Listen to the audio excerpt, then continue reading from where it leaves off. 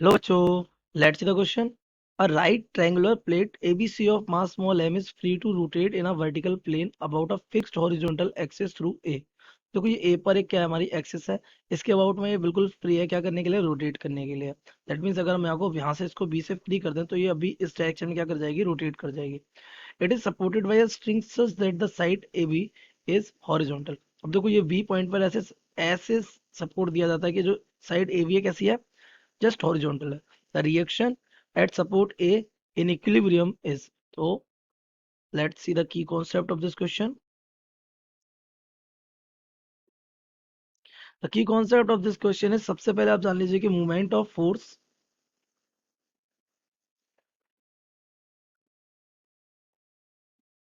about a fixed point is given by, तो ये हमारा हो जाएगा, इसको हम टॉर्क बोल सकते हैं, tau. This becomes the force, वो फोर्स और perpendicular distance from the point,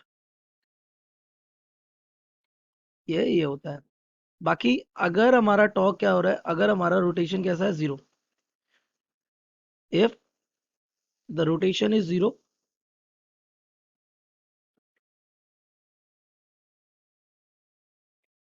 not there, तो वहां क्या हो जाएगा, वहां आपका जो नेट टॉर्क है, net torque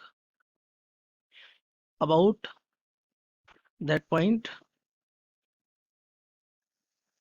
will be zero. कैसा हो जाएगा, जीरो हो जाएगा। तो देख लेते हैं यहाँ पे आपको क्या पता रखा है। उसने बोला कि ये ए पर आपका फिक्स है। सपोज करिए कि आपकी स्क्रीन से बाहर आती हुई एक एक्सिस है, ये कुछ ऐसे, और ये इसके अबाउट में क्या करने वाला था, रोटेट। बट यहाँ पर इसको हमने क्या किया, यहाँ पे अब सपोर्ट दिया, तो यहाँ पे एक टेंशन क्रिएट हुआ होगा, ठीक। उस टेंशन की वजह से यहाँ पर एक डाउनवर्ड फोर्स की वजह से यहाँ ऊपर एक नॉर्मल रिएक्शन बना होगा, जिसने इसको सपोर्ट दिया, इसकी वजह से नेट टॉर्क क्या रहा होगा, जीरो। इसकी वजह से कहाँ नहीं जा रहा है, डाउन नहीं जा रहा है, इसी नॉर्मल रिएक्शन की वजह से। आपसे क्वेश्चन में इसी नॉर्मल रिएक्शन के बारे में पूछा है, तो हम किसी भी पॉइंट के अबाउट में अपना टॉर्क क्या कर देते हैं, कंजर्व कर देते हैं। तो let the torque is conserved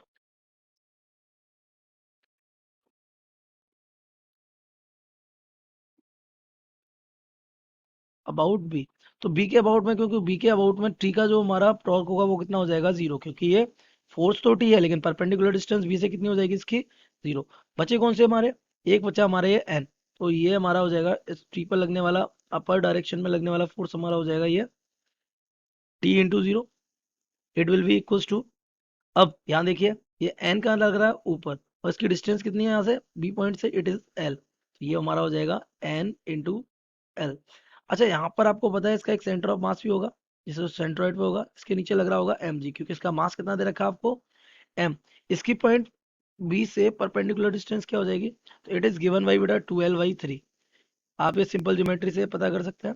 यहाँ पर ये डिस्टेंस सेंट्रोइड से बी की क्या हो जाएगी, 12/3, लेकिन इसकी डायरेक्शन कैसी है, अपोजिट, तो इट बिकम्स माइनस, फोर्स कितना लग रहा है, M G, and it is 12/3।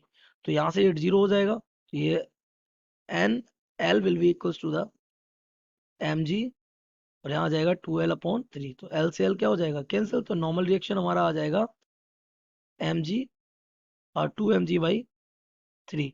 So it is the normal reaction 2mg/3. I hope you have understood it well. Best of luck.